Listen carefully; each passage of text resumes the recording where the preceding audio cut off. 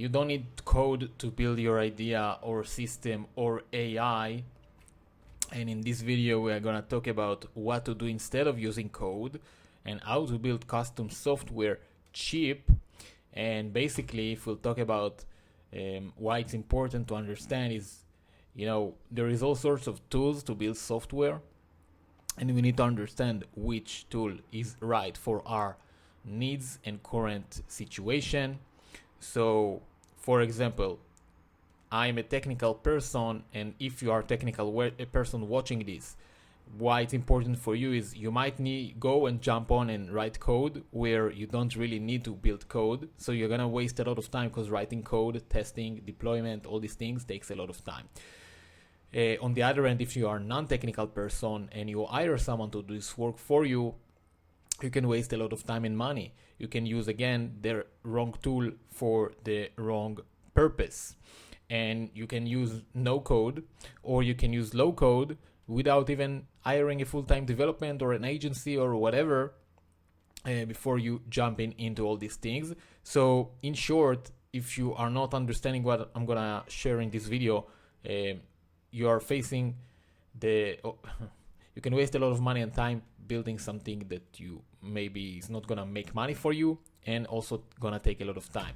So who is this presentation for? It's basically for B2B companies and business owners who want to scale and optimize their process. So maybe are already using some tools like Google Sheets or Airtable or whatever, and you wanna systemize that and you wanna scale it and you wanna onboard more people. If you're a tech founder and you wanna validate your ideas, I'm gonna share with you what's the right ways that I also used myself, and what's the best way and fastest way. And if you are a marketer, an agency, or a freelancer, and you already have some automations and you wanna see how to expand, this is also for you. So the topics we are gonna talk about is, first of all, what are the options in terms of costs, development time, security, speed, how to transition from each tool that I'm gonna present, and a real example of transitioning between all these options. So basically the three options are no code, low code, and custom code. And then if we break down each of them, with no code, the pros is that it's cheap, at least in the beginning. So you click a few buttons, you connect a few APIs, and it works. Of course, you need to test some things. It's faster to build. If you hire a no-code developer to do it for you, it's cheaper because less development time and less domain knowledge is needed. The cons is that it's not scalable. I mean, there is a lot of agencies that are using tons of automations and so on. You can build a lot of automations with make.com, Zapier, and all these things. You can automate a large chunk of your business, actually. But at some point, it can be becoming cumbersome, error prone. So, the more you edit stuff, something can break and it becomes a disaster. And if you are a SaaS founder or some technical founder or startup founder and you want to scale this, it's not scalable. It can be scalable, depends on the tools you're using, but no code alone might not be enough yet, even though you're using solutions like Bubble or whatever. But it can scale to some point. It's not scalable as code and low code, but it's sometimes low code and code can be an overkill, depends on the stage you are at. And as I mentioned, it's great for MVPs and proof of concept. So technical, even if you are technical or non-technical, if you have some idea and you want to just test it, see if people want to use it, or inside even your organization, then you are gonna, instead of taking Python code and trying to connect a few APIs, which takes some writing, even though you can be the fastest developer, it takes time, it takes testing, it takes a lot of buttons to click, and the amount of clicks it takes to create it with no code is much less, because connecting an API is just maybe 3 clicks. You click on the automation, you verify, and you go and that's it. right? So that's in terms of productivity. So you have an idea, you put it on some no code, and you show it to users essentially. And every app that you launch or build there is a front end and back end, and for both you can use no code.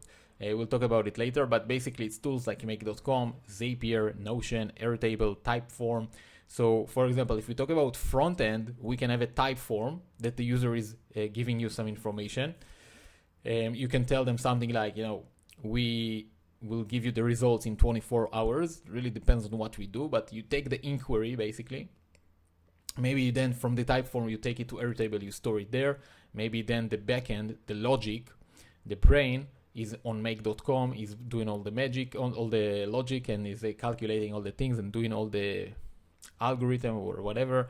You can do also some of this. Maybe instead of a type form, you can do a webflow, retool, and all these tools that you can use. Monday, and that's about that. So now we have low code, so it's more flexible. So sometimes you go to these no code applications, make.com or whatever, and they are limited. So there are things that you cannot do. On the other end, if you add a little bit of code like JavaScript or Python, which by the way, I think I made a video. Yeah, I made a video about it. How to add code to Zapier and make.com, so you can watch it. I'll put it in the description or somewhere. But essentially, it's more flexible, so you can, as I said, the API is limited. Maybe you can write some custom code a little bit. Now at this point, you don't need to hire a lot of developers or something, or a full developer or something like this. You can hire someone to write for you a few scripts. If you use Upwork or something, it can also be cheaper, can also be faster. It don't need tons of experience in terms of development and building systems, and it can also get you pretty far. So we'll see how we can do this, and also it can scale. So if something is missing from the APIs, you add it with code, and you have more tools to use here. For example, if we use AWS Lambda, which allows you to write custom code with make.com, we can do a lot of customized stuff that the platform themselves are not allowing us to do. You also have this platform Replit, which is kind of like an AWS Lambda, but less technical and easier and faster to set up. And what else? Yeah, and as I mentioned, you can watch the video of how to add code video. Number 3 is to click on the link in the description. If you need any advice on building your idea or system or software, and you're interested in hearing how you can build it and how you can also utilize AI, you can go to the link in the description and talk to me, and I can give you some advice. But for real, the third option is to have custom code. And basically, the cons, we'll start with the cons. It's expensive, it's time consuming. You need to hire and manage developers or hire an agency that need to be competent, okay? Like writing code, building systems. It needs to be competent. Again, it depends on how much. Not all developers are equal. It can be overkill and slow for early stages. So again, if we just want to spin up some MVP and see if there is a market for what we build, or if there is a need for our idea, even in our organization, maybe we think we need some internal tool and we think it's so good and great, but maybe people don't really need it. That can happen as well. And you can waste a lot of time just building stuff that no one wants, both internally and externally. And the pros is that it's scalable, it's flexible, it can take thousands of users, thousands of customers.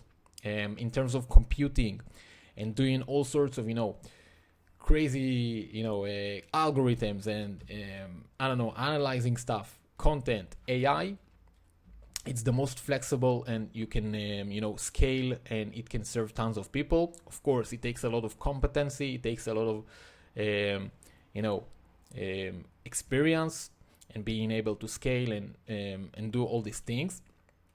And some of the things that, for example, if you wanna, have an AI model, you have a few options. You can use an API, which is the option of the low code, or even sometimes it can be low code. It can be also no code. So sometimes you have an API. You can start with an API, right? Let's say you want to transcribe a video. You can start with an API, something like Assembly AI, and then you launch the thing, or people start using it, and you see that it's too limited. So what you can do then is you can spin up a GPU. You can build an app that is doing the transcription. You can take a model from Hugging Face or somewhere. You can upload it and you can manage it on AWS. Now, all these things, it's a lot of technical stuff, but this is some things that you cannot do with low code. But as I mentioned, you can start with this and scale it over time. Now, let me give you an example. So let's say we are in the POC stage. The backend can be make.com. So let's say, again, it's a transcription application. We use Assembly AI. Every time that someone is uploading a file to Google Drive, it triggers the automation. It's transcripting it. It puts the transcription on the folder, and I don't know, maybe it's doing some AI, ChatGPT analyzing something. And there is no front end, right? So people manually go and you tell them to upload to this folder, or maybe you manually doing the work. And there is less automation involved. Another example for POC is that maybe you build some skeleton for people in the company to use the automation manually, or you tell them, upload the files to some Google Drive. So for example, if you are tracking expenses in the company, you tell them, okay, upload this to here, and the make.com basically what's gonna do is just listen to it, maybe analyze the file, and calculate how many expenses based on that. And this is an example. Later on, if you want to launch it or something, maybe you need something more advanced. So if, for example, we are talking about the transcription application, or even the expenses application, so the backend, the logic, it can still be make.com. We get, let's start with the front end. So let's say it's a type form. We tell people, okay, you put here your expenses, what the expense was, category, all these things, all the data that we want, we take it from type form. Once the type form is complete, we get a trigger on make.com that gets all this data. Let's imagine that this analyzing of the document of the invoice, we used an API, but it's very limited. So maybe instead we build our own API with Lambda, and we can call it from within make.com. We use this as part of the pipeline. Then maybe we need some, I don't know, like maybe we want,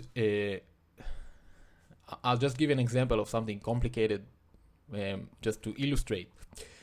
But let's say we need some strong computing power that will, take all the reports and put them on a video and explain some things. I don't know, maybe we need to render a video. So on this case, how you render videos, you cannot, from what I know, you cannot use like any API or something that, like a video renderer. Where do you get a video renderer? I guess there is some applications to it, but there is still also the time of figuring out what's the right APIs. But let's imagine we don't have a choice. So what we do is we build a server on AWS or something. We launch the renderer, we build the GPU, we do all this setup. This is a lot of technicality. We write some custom code. And basically what we see here is a combination of no code, low code, and custom code. And this together, what we see here, that it's this setup alone with Typeform, it's basically a no code. It will cost you some money, let's say until some limit, which I will also mention something about this. But essentially, Typeform can take tons of people, like 100, even 1,000. If you build the custom app, over time you can scale it. The AWS Lambda also can take whatever users you want, and Make.com also can take a lot of users. The only con here is that because you're using no code, in the long run, if you have a lot of users, this will become expensive. Make.com also become expensive, and as you transition more to code, it might, on the long run, be much more lucrative, and maybe not cheaper, but makes more sense in that case. But yeah, this system will take less time than building everything custom, on theory, of course.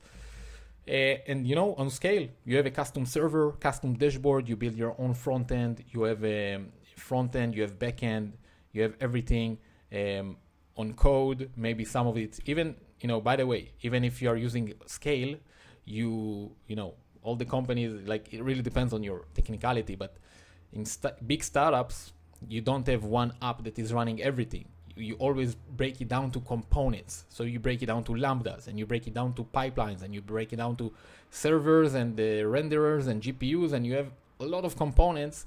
This is why they call it cloud services, because, or maybe cloud components is more accurate when you are building these things. But essentially what I'm trying to get to in this video is that imagine this no code and low code as a component within your architecture that is a tool that you can use instead of jumping and going to AWS or whatever. You have this, so far you had these Lambda components and all these AWS components. Now you also have no code components that you can add to the equation, and you can do this.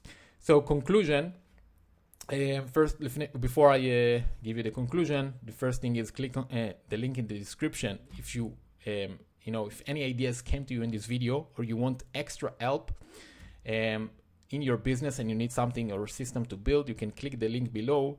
It will get you to my website, and maybe we can talk further about what you want to build, and I can give you some customized advice, because at the end of the day, as you can see, I'm trying to give you some illustrations that are broad. Maybe you have a different situation and you need some more help with this, so click the link below.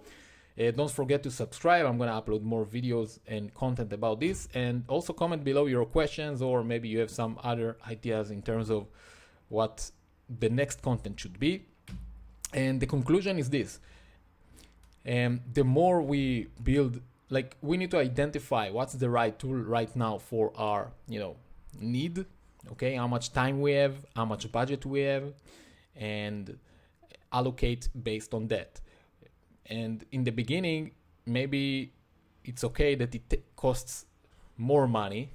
So maybe using no code, maybe using some APIs that are costly. So maybe, the budget is $500. But if we want to validate something, or to see the need, or to see if it brings value to our organization and people are using it, and so on. So in the long run, this $500 with APIs, all these things, is cheaper. And later on, as we see that, okay, we have this thing and we are missing this thing, we can take each component and scale it by each component. That's why what's interesting about this approach is you can take the front end and you can scale it, each component of it. You can take the APIs that you are using, and you say, okay, these APIs are too expensive, maybe we can take it in-house and only build this part with code and connect the other parts with no code. Maybe the front end, we don't need some front end. You have tools like Webflow, you have tools like Pubble, you have tools like Retool that you can build custom interfaces, and you don't need to code everything yourself. Or maybe you are a Fortune 500 company, and you need everything secured, you need everything in-house, and there is no question. So in these terms, it's a different case. But bottom line is that it's a tool. We need to understand which stage we are at, More so if we are non-technical, this thing can cost money, and also more so as a technical person, because you have this ability to code and build stuff yourself, you might be biased towards the idea of, oh, I can build it, I can just code it in a few days. But in reality, maybe it takes you a few days, but clicking a few clicks on make.com might be faster. And I'm speaking from personal experience, by the way. So yeah, this is a warning. And that's it. So thank you for watching. I'll see you in the next ones. Bye.